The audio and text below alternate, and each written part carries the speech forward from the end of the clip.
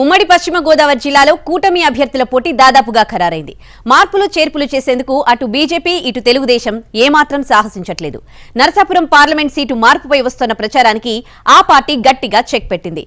కూటమి తరపున పోటీ చేయబోయే అభ్యర్థి శ్రీనివాస్ వర్మ అని బీజేపీ రాష్ట్ర ఎన్నికల కో కన్వీనర్ సిద్ధార్థ్ నాథ్ సింగ్ స్పష్టం చేశారు. ఉండి అసెంబ్లీ సీట్ విషయంలోనూ ఫుల్ క్లారిటీ వచ్చింది. టీడీపీ సిట్టింగ్ ఎమ్మెల్యే రామరాజు అభ్యర్థిత్వాన్ని మార్చే ప్రసక్తి లేదని తెలుగుదేశం తేల్చి చెప్పింది.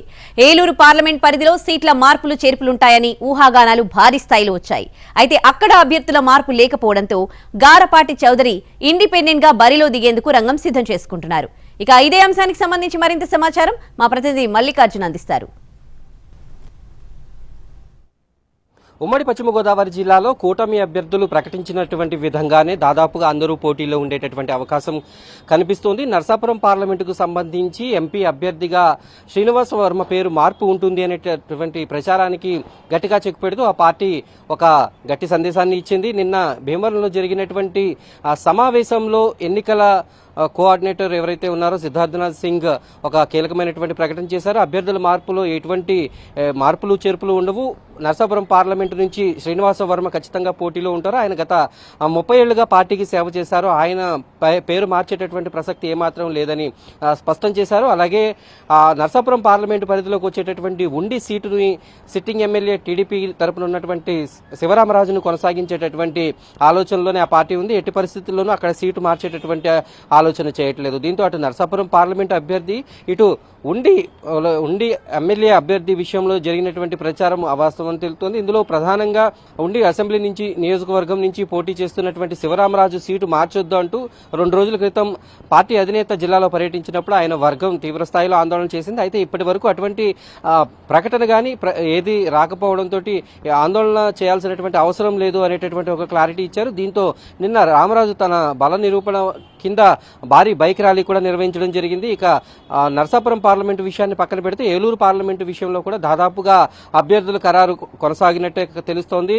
ఏలూరు ఎంపీ అభ్యర్థిగా పోటీ చేయబోతున్నటువంటి టీడీపీ తరపున పుట్ట మహేష్ యాదవ్ను మార్చాలంటూ బీజేపీ శ్రేణులు ఎప్పటి నుంచో పట్టుబట్టి కూర్చున్నాయి. అయితే అయినప్పటికీ కూడా ఆ విషయంలో పార్టీ అధిష్టానం తెలుగుదేశం కానీ ఇటు కూటమి కానీ ఏమాత్రం వెనక్కి తగ్గేటటువంటి పరిస్థితి కనిపించట్లేదు. ఇప్పటికీ పుట్ట మహేష్ యాదవ్ తన ప్రచారాన్ని తీవ్ర ముమ్మరం చేశారు. మరోపక్క పోలవరం అసెంబ్లీ సీట్లో కూడా అభ్యర్థిని మార్చాలంటూ తెలుగుదేశం పార్టీకి చెందినటువంటి స్థానిక నాయకులు పార్టీ అధినేత ముందు 2 రోజుల క్రితం నల్లజర్లలో ఆందోళన చేపట్టడం జరిగింది. అయితే అక్కడ కూడా జనసేన తరపున పోటీ చేయబోతున్నటువంటి చిర్రి బాలరాజునే కొనసాగించేటటువంటి అవకాశం కనిపిస్తోంది. అయితే ఏలూరు పార్లమెంటుకి పుట్ట మహేష్ యాదవ్ అలాగే పోలవరంకి జనసేన తరపున చిర్రి బాలరాజు దాదాపుగా కొనసాగుతారు. అయితే ఏలూరు పార్లమెంటు సీటు ఆశించినటువంటి గారపాటి సీతారామాంజనేయ చౌదరి బీజేపీ రాష్ట్ర ప్రధాన కార్యదర్శి ఇండిపెండెంట్ గా బరిలో ఉండేందుకు రంగం సిద్ధం చేసుకుంటున్నారు. దీనిపైన రేపు కీలకమైనటువంటి ప్రకటన చేసేటటువంటి అవకాశం ఉంది.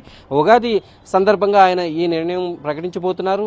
22వ తేదీన నామినేషన్ వేసి బీజేపీ రెబల్ అభ్యర్థిగా కూడా బరిలో దిగేందుకు ఆయనతో పాటు ఇండిపెండెంట్ అభ్యర్థుల్ని రంగంలో దింపేందుకు ఎమ్మెల్యే అభ్యర్థిగా కూడా రంగం సిద్ధం చేసుకుంటున్నట్టుగా తెలుస్తోంది. ఈ పరిణామాలు ఏలూరు పార్లమెంట్లో టీడీపీకి కొంత చుక్కెదురయ్యేటటువంటి పరిస్థితులను కల్పిస్తూ ఉంటాయి. నరసాపురం పార్లమెంట్లో దాదాపుగా పరిస్థితి చక్కబడింది. ఎవరి పనిలో వాళ్ళు ఉన్నారు. అక్కడ నరసాపురం పార్లమెంటు పరిధిలో 3 జనసేనకు అలాగే ఏలూరు పార్లమెంట్లో 2 జనసేనకి ఒక బీజేపీ అభ్యర్థికి కూటమి అభ్యర్థులుగా ఎమ్మెల్యే సీట్లు ప్రకటించడం జరిగింది. దీంతో అటు నరసాపురంలోనూ ఇటు ఏలూరు పార్లమెంటులోనూ ఒకే పరిస్థితులు ఉండేటటువంటి అవకాశం అయితే కనిపించట్లేదు. ఏలూరు పార్లమెంట్లో బీజేపీకి కొంత ఎదురుదెబ్బ తగిలేటటువంటి అవకాశం కనిపిస్తుంది కూటమికి. ఇక్కడ తెలుగుదేశం పార్టీ తరఫున పోటీ చేయబోతున్నటువంటి పుట్ట మహేష్ యాదవ్ కి పోటీగా బీజేపీ రాష్ట్ర ప్రధాన కార్యదర్శి గారపాటి సీతారామాంజనేయ చౌదరి ఇండిపెండెంట్ గా పోటీ చేసినట్లయితే కొంత ఓట్ల చీలిక అనేది ఎక్కువగా ఉంటుంది. ఈ నేపథ్యంలో గారపాటి చౌదరిని ఇక్కడ వెనక్కి తగ్గేందుకు బీజేపీ శ్రేణులు ఎటువంటి నిర్ణయం తీసుకుంటాయి అనేది మాత్రం వేచి చూడాల్సినటువంటి అవసరం ఉంది.